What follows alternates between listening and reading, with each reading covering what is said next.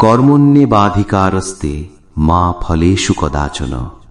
শ্রীমদ্ ভগবদ্গীতার এই অমূল্য বাণী আমরা সবাই অসংখ্যবার শুনেছি, কিন্তু আমাদের চঞ্চল মন বারবার একটা প্রশ্নই করে, ফল ছাড়া কর্ম কিভাবে সম্ভব? আমাদের সমাজ, আমাদের শিক্ষা আমাদের ছোটবেলা থেকেই শিখিয়েছে যে লাভের আশা ছাড়া কেউ এক পাও বাড়ায় না। তাহলে কি ভগবান আমাদের এমন কিছু করতে বলছেন যা বাস্তব জীবনে অসম্ভব, নাকি এই বাণীর গভীরে লুকিয়ে আছে পরম সুখের কোনো গোপন চাবিকাঠি? আজ বৃন্দাবনের পরম পূজনীয় মহারাজজি গণিতের এক সহজ সমীকরণ আর জীবনের জীবন্ত কিছু উদাহরণ দিয়ে সেই চিরন্তন সত্যটিই আমাদের বোঝাবেন, যা আপনার কাজ করার দৃষ্টিভঙ্গি চিরতরে বদলে দেবে। চলুন মহারাজজির সেই গম্ভীর অথচ করুণাময় বাণীর অতল গভীরে প্রবেশ করি। আপনারা দেখছেন বাংলা ভক্তিমূলক চ্যানেল কৃষ্ণ দর্শন। আমাদের পরিবেশনা যদি আপনার ভালো লাগে তবে একটি লাইক দিয়ে এবং সাবস্ক্রাইব ও শেয়ার করে আমাদের পাশে থাকবেন। রাধে রাধে মহারাজজি। গুরুদেব, আপনার শ্রীচরণে কোটি কোটি প্রণাম। কর্মণ্যেবাধিকারস্তে মা ফলেষু কদাচনা। গীতার এই শ্লোকে কর্মফল লাভের ইচ্ছা ত্যাগের কথা বলা হয়েছে, কিন্তু মহারাজজি, ফলের ইচ্ছা ছাড়া কর্ম করা কিভাবে সম্ভব? তুমি এটাকে অসম্ভব মনে করছো কারণ তুমি নিজেকে একটি শরীর হিসেবে মেনে নিয়েছ। দেখো, গণিতের অঙ্কে যদি সামান্যতম ভুল করো তবে পুরো অঙ্কটার সমাধান কোনোদিন হবে না। আমি যখন স্কুলে পড়তাম তখনও দেখতাম যদি সামান্য হিসেবে গড়বড় হতো তবে অঙ্ক মিলত না। একটা প্লাস বা মাইনাস মিস হয়ে গেলে পুরো উত্তরটাই ভুল আসত। ঠিক তেমনি আমাদের এই জীবনের এই অঙ্কটা শুরুতেই ভুল হয়ে গেছে। তবতে জীব ভায়ো সংসারী, ছুট না গ্রন্থি না হই সুখারি। যে মুহূর্ত থেকে আমি এই শরীরটাকে আমি বলে মেনে নিয়েছি, সেই মুহূর্ত থেকেই ভুল শুরু হয়েছে। এই শরীরকে আমি মনে করলে আমরা কখনো নিঃস্বার্থ হতে পারি না, কখনোই না। কারণ এই শরীর হলো বাসনার এক পুতুল। একটা বাসনা পূর্ণ হয় তো দ্বিতীয়টা আসে, তারপর তৃতীয়টা, এভাবে চলতেই থাকে। ভগবান বলছেন এই বন্ধন থেকে মুক্ত হতে। কর্মণ্যেবাধিকারস্তে মা ফলেষু কদাচন। যদি এই কর্মের মাধ্যমে আমরা ভালো কাজ করি তবে সুখ আসে, আর যদি খারাপ কাজ করি তবে দুঃখ আসে। আর এই দুই ধরনের কাজই হওয়া সুনিশ্চিত। এমন নয় যে কেউ শুধু ভালোই করবে বা শুধু খারাপই করবে। যেহেতু শরীর আছে, তাই জেনে হোক বা না জেনে হোক কিছু খারাপ হবেই, আবার কিছু ভালোও হবে। আর এই দুটোই হলো বন্ধনের কারণ। না সুখ স্থায়ী না দুঃখ। আগামা পাইনো অনিত্যাহা। জন্ম এবং মৃত্যু বিনাশশীল।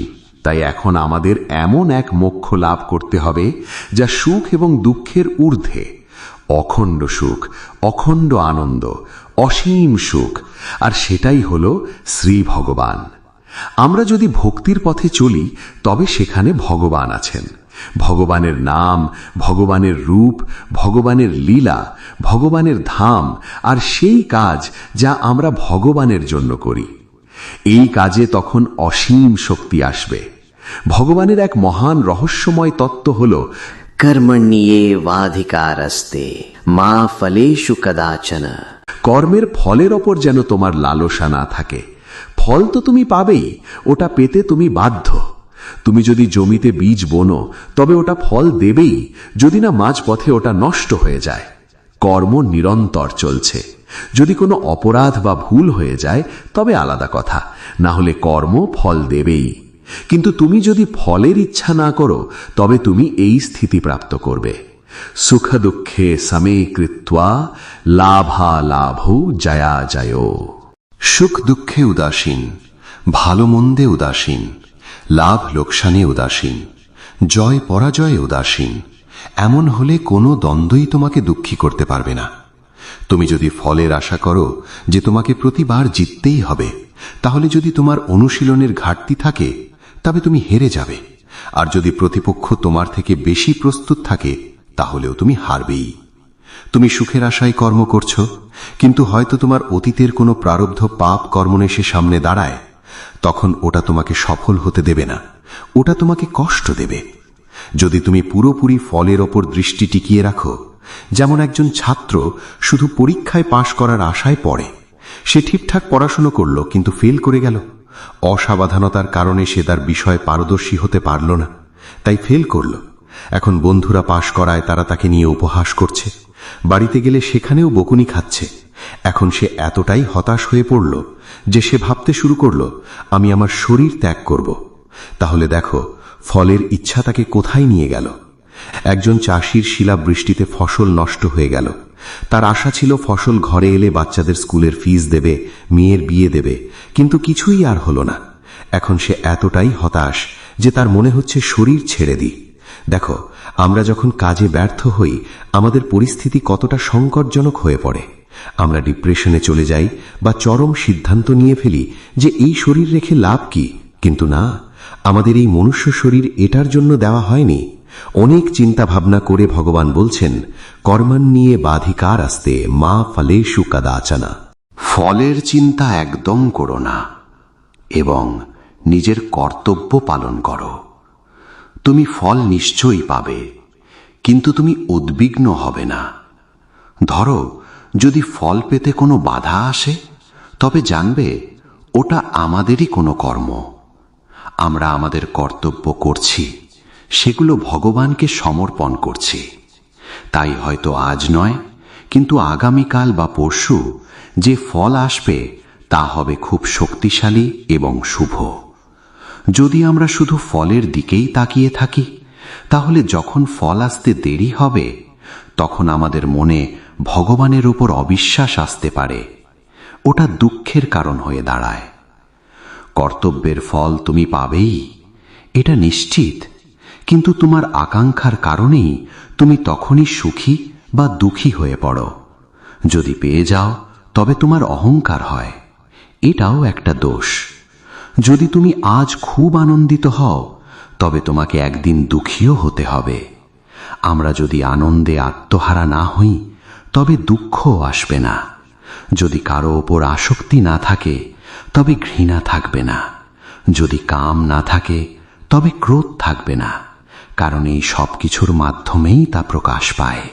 ভগবানের বাণী হল আমাদের এই সব দ্বন্দ্ব থেকে মুক্ত করা, পাপ এবং পুণ্য থেকে মুক্ত করা, আমাদের দুঃখ থেকে মুক্তি দিয়ে সুখের ঊর্ধ্বে নিয়ে যাওয়া। আমরা যদি সৎসঙ্গের মাধ্যমে আমাদের বিবেককে জাগ্রত করি তবে সুখ এবং দুঃখে সমান ভাব রাখতে পারব। যদি প্রাপ্তি এবং অপ্রাপ্তিতে সমান ভাব রাখতে পারি তবে আমরা জীবনেই মুক্ত হয়ে যাব। কর্ম তখন আমাদের বাঁধতে পারবে না। ভগবান যেটা বোঝাতে চান সেটা হলো কর্মের যেন কোনো বন্ধন না থাকে। আর সেই কারণেই বলছেন যে বাসনা বা ইচ্ছাই হলো তোমার কর্মের বন্ধন, তাই নিষ্কাম হও। দেখো, তুমি তো চাওনি, কিন্তু শৈশব থেকে যৌবন এলো, যৌবন থেকে বার্ধক্য, বার্ধক্য থেকে মৃত্যু। একটা সিস্টেম কাজ করছে, তাই না? ওটা তো চলছেই। তুমি তো কখনো চাওনি যে তুমি কষ্ট পাবে, কিন্তু তুমি তো পাচ্ছ। এটা একটা নিয়ম। আমরা যা বুনেছি আমাদের সেটাই কাটতে হবে। এখন আমরা ভালো বীজ বুনছি, তাই এখন আর আমাদের চিন্তা নেই যে এর ফল ভালো হবে না। বর্তমানে আমাদের অতীতের খারাপ কর্মের ফল হয়তো ভোগ করতে হচ্ছে, কিন্তু এই কাজ বৃথা যাবে না। এটা যদি শক্তিশালী হয় তবে এ অতীতকেও নষ্ট করে দিতে পারে, আর ভবিষ্যতে আমরা শুধুই সুখ পাব, পরম আনন্দ পাব। তাই ভগবান বলছেন, ফলকে উদ্দেশ্য করো না।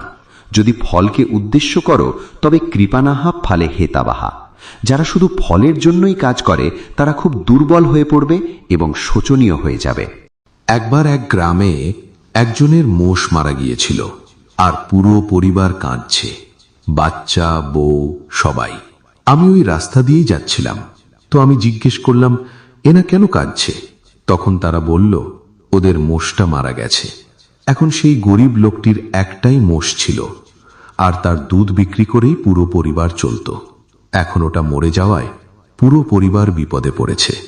ভগবান বোঝাচ্ছেন যে আমাদের কর্ম অনুযায়ী ফল আসে, আমাদের হতাশ হওয়া উচিত নয়। আমরা শারীরিক পরিশ্রম করব, কিন্তু হতাশ হব না।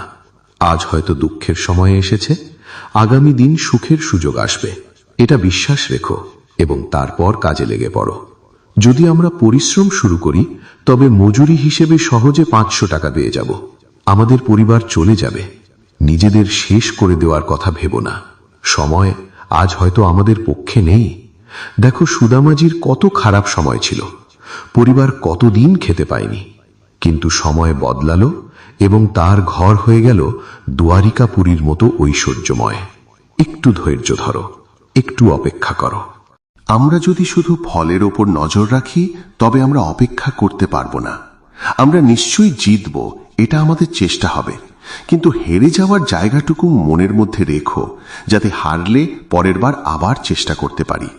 যদি শুধু জয়ের কথা ভাবি আর পরাজয়কে মাথায় না রাখি তবে হারলে আমরা খুব হতাশ হয়ে পড়ব। এই জগৎ শুধু জয়ের ওপর নজর রাখে, শুধু সুখ চায়, শুধু উন্নতি চায়, কিন্তু এটা বোঝে না যে আমাদের পুরনো কর্ম আমাদের উন্নতি, জয় আর সুখে বাধা হয়ে দাঁড়ায়। তাই আমাদের শক্ত থাকতে হবে। যেমন যুদ্ধে বা কুস্তির ময়দানে নামলে 99% জেতার সম্ভাবনা থাকে, কিন্তু 1% এমনও হতে পারে যে আমাকে পরাজিত করতে পারে। দেখো, ভগবান অর্জুনকে বলছেন, যদি জিতো তবে এই পৃথিবীর সুখ ভোগ করবে, আর যদি হেরে যাও বা মারা যাও তবে স্বর্গ লাভ করবে। স্বয়ং ভগবান হয়েও তিনি এই পথ দেখিয়েছেন। তিনি বলছেন, জিতলে রাজসুখ, হারলে স্বর্গসুখ, দুদিকেই তোমার লাভ। কিন্তু যদি লড়াই না করো তবে তোমার নিন্দা হবে, আর প্রকৃতি তোমার দিয়ে জোর করে কাজ করিয়ে নেবে। কারণ কর্ম ছাড়া কেউ বাঁচতে পারে না। তাই আমাদের কর্তব্য করতে হবে, আর এই সাহস রাখতে হবে যে যা হবে দেখা যাবে। ফলে যদি হারও হয় তবে মনে রাখবে তা চিরস্থায়ী হার নয়, কারণ সুখও সমানভাবে থাকে না, আর জয়ও কেউ সব সময় পায় না। এটাই নিয়ম। যেমন প্রতিদিন সমান যায় না, তেমনি দুঃখও সমান থাকে না, পরাজয়ও সমান থাকে না।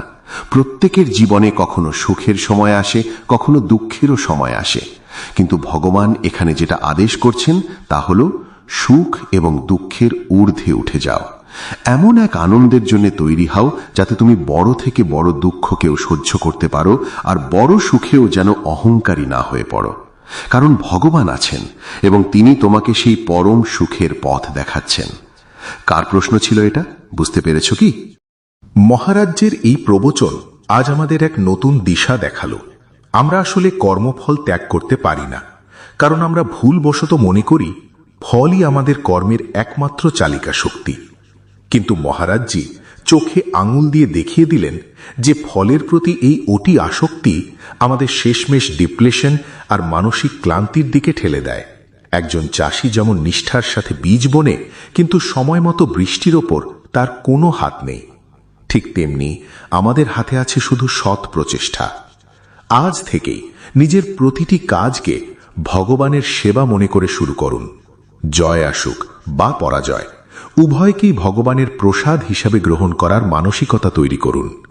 মনে রাখবেন, যার দৃষ্টি কেবল ফলের ওপর, সে আজ সুখী হলেও কাল দুঃখী হবেই, কিন্তু যার দৃষ্টি নিজের কর্তব্যের ওপর স্থির, সেই পরম শান্তির অধিকারী হবে।